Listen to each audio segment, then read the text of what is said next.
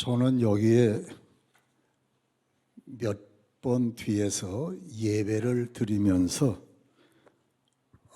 새영광교회가 얼마나 은혜로운 교회인지, 그리고 큰 꿈을 품고 있는 교회인지 늘 뒤에서 보고 감사했던 사람 중에 하나입니다.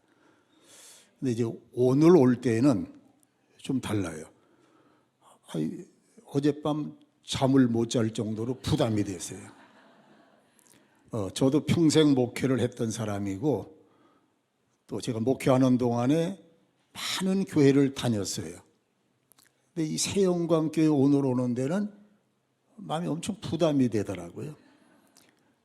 그 부담의 원인이 뭔가 하고 생각하니까, 여기는 훌륭하신 원로 목사님이 30여 년 동안 목회를 잘 하신 아주 은혜로운 교회이고, 그리고 또 하나는 지금 목회하고 있는 박주일 목사님이 주일날 설교를 너무 잘해요.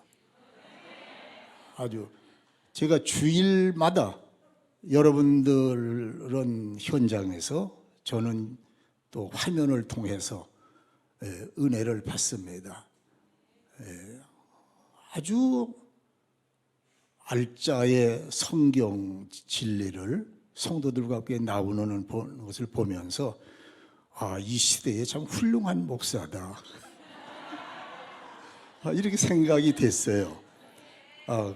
그래서 그런지 요새도 종종 저의 가까운 친구 목사님들이 자기 교회 좀 와서 목회하게 하면 안 되냐, 이런 얘기를 종종 들어요, 여러분.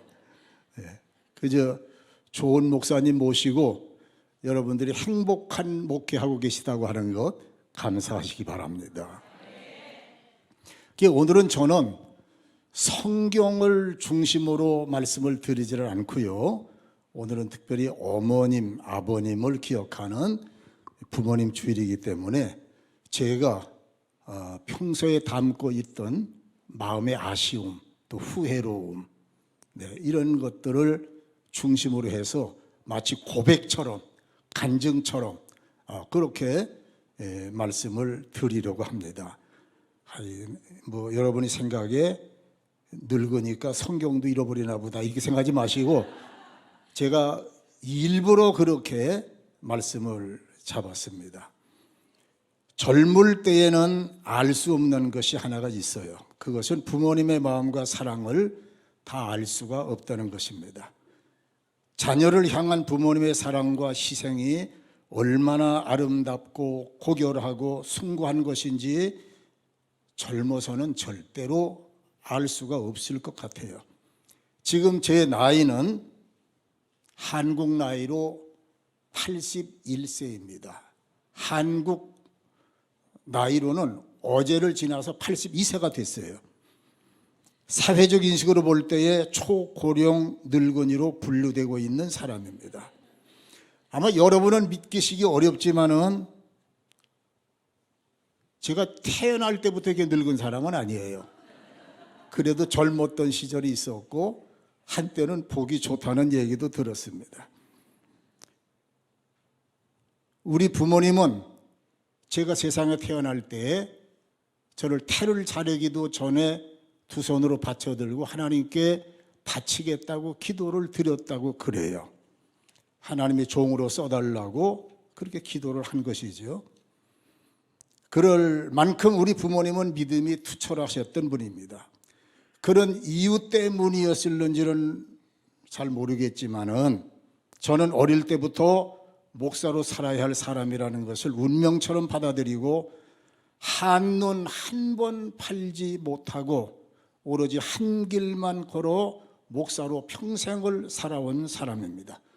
그리고 26살 신학교 2학년 어린 나이에 교회를 개척해서 40년 6개월 동안을 한 교회에서 목회하고 은퇴한 이후에 필리핀에 가서 하나님께서 허락하신 사명의 현장에 작은 수종을 들다가 이제 한국에 와서 또 다른 사역을 따라서 지금 봉사하고 있는 중입니다. 지금 저에게는 세상적인 미련은 아무것도 없어요. 살 만큼 살기도 했고 또 누릴 만큼 누려도 보았기 때문에 저는 이 세상에 정말이지 아무런 소원도 없고 바랄 것도 없어요. 그러나 제게 단 하나의 소원이 있다고 한다면 특히 목회하는 우리 박주일 목사님이 새영광교회를 하나님 기뻐하시는 아름다움께 세워나가는 그 모습을 바라보고 좀 더 잘 되는 교회가 됐으면 좋겠다, 이런 소원을 가지고 있어요. 소원이 그렇게 간단하지만은 제가 후회는 많습니다. 뼈아픈 후회를 두 가지를 가슴에 안고 살고 있는데, 하나는 하나님께 충성하지 못한 죄이고 또 하나는 부모님께 효도하지 못한 죄가 제 마음에 그렇게 저를 힘들게 하고 있습니다. 돌이킬 수도 없고 용서받을 수도 없기 때문에 더욱 고통스러운 가슴을 안고 있어요. 제가 사시는 날 동안 부모님을 모시기도 했었습니다. 작지만 용돈 수준의 생활비를 매달 드리기도 했었습니다. 명절 때는 찾아뵙고 그저 부족하지만은 나름대로 마음에 있는 선물을 드리면서 제가 부모님에게 작은 위로를 드리는 생활을 했습니다. 개척교회를 하고 있는 아들 목사로서 그렇게 하면 그것이 그저 되는 것이거니 그렇게 생각을 했어요. 그러면서 세월이 갔고 부모님은 세상을 떠나셨습니다. 그런데 지금 다른 사람이 뭐라고 하는 게 아니에요. 제 양심이 허락하지를 않아요. 너무 죄성스러운 아들로 이 땅에 남아있는 것이 부끄럽고 죄송합니다. 연록색 푸르름이 온 세상을 뒤덮는 5월이 되면 제 생일이 있는 달이기 때문에 특별한 달이에요. 그렇지만은 5월이 되면 또 다른 아픔이 내 가슴에 밀려옵니다. 5월은 유난히도 빨간 카네이션 꽃이 눈에 가득히 들어오는 남다른 계절이기도 해요. 유달리 아름다운 꽃도 아니고 그렇다고 향기가 남다른 것도 아닌데도 불구하고 우리는 카네이션 꽃을 5월이면 가슴에 달고 그 카네이션 꽃이 주는 위로가 있습니다. 자녀들이 1년 동안 저지른 불효의 죄를 이 꽃 한 송이로 대신할 수 있으니 얼마나 간편하고 편리한 효도 방법이겠습니까? 그러나 저에게는 불행하게도 이 붉은 꽃 한 송이를 가슴에 달아드릴 부모님이 계시지 않다고 하는 것. 그것이 가슴 아픈 후회로 남습니다. 제가 언젠가 아마 마지막 카네이션을 부모님의 가슴에 꽂아드렸던 것 같아요. 그 꽃을 연약한 몸으로 작아진 가슴으로 뼈만 남은 앙상한 모습의 가슴에 제가 카네이션 꽃을 꽂아드렸는데 일주일이 지났어요. 카네이션 꽃이 시들었어요. 꽃송이가 고개를 푹 숙이고 보잘것없는 아주 초라해졌고 추해진 그 꽃을 떼지를 못하고 계셨어요. 그것이 잊을 수가 없는 거예요. 불효한 자식이 꽂아준 카네이션 꽃이 무이 그리 대단하다고. 쓰레기통에 버려도 이미 오래전에 버렸어야 할 그 꽃을 떼지 못하고 계신 부모님의 마음이 느껴진단 말이죠. 나라마다 영웅들이 있고 지역마다 열사들이 있기 마련이지만은 우리의 부모님들처럼 위대한 사람이 이 세상에 또 어디에 계실까? 실로 우리에게 부모님은 하나님께서 주신 최고의 은혜이며 가장 아름답고 고귀한 선물일 수 있습니다. 어머니의 사랑에 바른 어린 자녀의 가장 안전한 비단 베개와도 같았고, 어머니의 무릎은 어린 자녀들이 뛰놀던 광활한 꽃방석과 같았으며, 어머니의 등은 업힌 자녀의 아름다운 아늑한 침실이었고, 어머니의 사랑의 눈빛은 장차 자녀들이 살아갈 세상을 향한 강한 용기의 창이기도 했습니다. 어디 그뿐이겠습니까, 여러분? 어머니의 머리는 자녀들이 배워야 할 세상 지혜의 보고요, 가슴에 흐르는 사랑은 사랑을 이길 위대한 힘이 되기도 했었습니다. 그렇습니다. 실로 그렇습니다.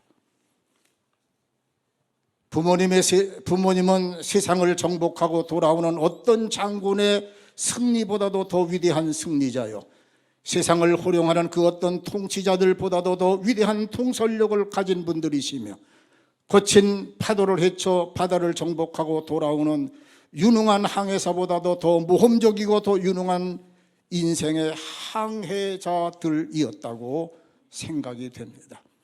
적은 강물들이 다 함께 모여 큰 바다로 들어가지만 그 물들이 얼마나 불어나는지 알지 못하고, 크고 작은 운무 사이를 많은 물들을 나눠주고 있지만 그 물이 얼마나 주는지 알 수 없듯이 부모님의 사랑은 가히 우리가 측량할 수가 없습니다. 충천하는 불길 속에 위태로운 자녀의 생명을 구하기 위해 불길 속으로 몸을 던져 장렬히 산화되어 죽어간 부모님들의 수가 얼마나 많고, 거친 물결 속에 밀려가는 눈앞의 자식을 구하기 위해서 무작정 몸을 던진 후에 끝내 돌아오지 못하고 숨져간 부모님들인들 이 땅에 얼마나 많겠습니까? 부모님의 사랑은 열처럼 피를 나누어 준 태중의 사랑이며, 배고플 때 전 물리는 강보의 사랑이며, 떠나 있으면 보고 싶어 하는 그리움의 사랑입니다. 잘할 때는 자랑하고 싶어 못 견디는 바보들의 사랑이요, 못할 때는 내 탓이라 감싸주는 포용과 희생의 사랑입니다. 그 은혜와 그 사랑 때문에 지금 우리가 이렇게 살아가고 있음에도 불구하고 그때는 그것을 왜 몰랐을까? 나를 위해 흘리셨던 그 뜨거운 눈물로 눈 주변이 흐물흐물해졌던 어머님의 추한 모습이라고 생각은 했지만은 그것이 사랑의 흔적이라고 하는 것을 그때는 왜 몰랐을까? 나를 위해 눈물로 지새우셨던 그 수많은 날들을 왜 그때는 알지 못했었을까? 나 때문에 속이 썩고 또 썩어 텅텅 비어버린 부모님의 허전한 가슴을 왜 그때는 메워드리지를 못했을까? 외로움에 떠셨던 그 작아진 가슴을 왜 그때는 따뜻하게 감싸드리지를 못했을까? 돌아보면 후회가 많습니다. 성경은 말씀하고 계십니다. 내 부모를 공경하라. 그리하면 네 하나님 여호와가 네게 준 땅에서 네 생명이 길고 복을 누리리라. 간단한 말씀입니다. 그러나 분명한 말씀입니다. 피해 갈 수 없는 하나님의 명령입니다. 이것은 10계명 중에 5계명의 말씀이십니다. 그러나 불효자들을 향하여서는 신명기 17장 16절에서 이렇게 말씀하십니다. 그 부모를 경홀히 여기는 자는 저주를 받을 것이라 할 것이요 모든 백성은 아멘 할지니라. 이 말씀은 또한 피해갈 수 없습니다. 우리는 선택해야 되는데 하나는 복된 길이고 하나는 저주의 길입니다. 부모님을 공경하는 일, 그는 하나님의 명령입니다. 이 시대는 불행하게도 노인이 학대받는 시대입니다. 지금 세상 정서가 그렇습니다. 몸둘 바를 알지 못할 만큼 세상은 노인들이 밀려가고 있습니다. 그러나 여러분 명심하시기 바랍니다. 기독교인들의 가정엔 노인이 없습니다. 늙은이가 없습니다. 오직 기독교인들의 가정에 있다고 한다면 부모님이 계시고 자녀가 있을 뿐입니다. 부모님은 공경받아 마땅합니다. 세상이 노인을 학대한다 할지라도 여러분의 가정은 세상과 달라야 합니다. 부모님이 계십니다. 부모님은 공경할 대상이십니다. 이 말씀을 우리나라 노래로 아주 잘 표현한 노래가 있어요. 그래서 제가 노래를 하나 하고 마치려고 합니다. 근데 노인들도 때로는 노래를 해요. 그냥 잘할 건 기대하지 마세요. 나실 때 괴로움 다 잊으시고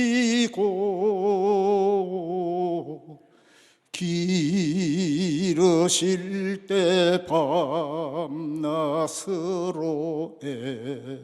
애쓰는 마음 진자리 마른 자리 갈아디시며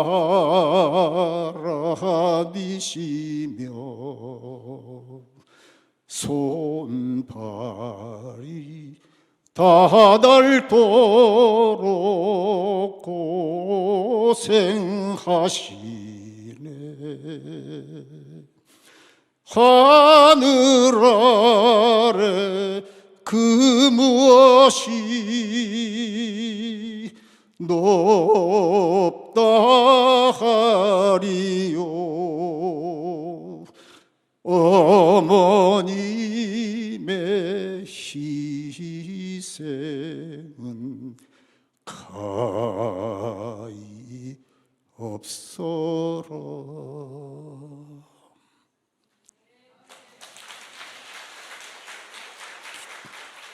기도하겠습니다.